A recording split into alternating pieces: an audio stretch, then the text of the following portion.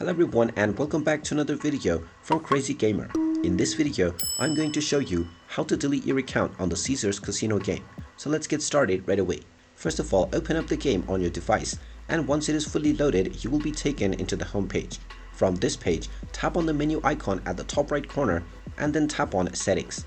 You will then be taken into the settings page, from which you can find the Delete My Account option at the bottom left. Go ahead and tap on it, and you will be asked whether you are sure that you want to delete this account and that this process is irreversible. Tap on the Delete Account button once again to provide your confirmation, and then your account will be scheduled for deletion. You might need to wait for about 2 to 3 weeks until your account has been permanently deleted. So if you wish to permanently delete your account, then make sure not to log back in for at least 3 weeks to 1 month. And there you have it. That is how you can proceed with deleting your account on the Caesars Casino game. If you find this video helpful, make sure you hit that like button and subscribe to our channel if you haven't done so already. Also ring that notification bell to never miss another update from us. Thank you for watching, and I will see you again in the next video.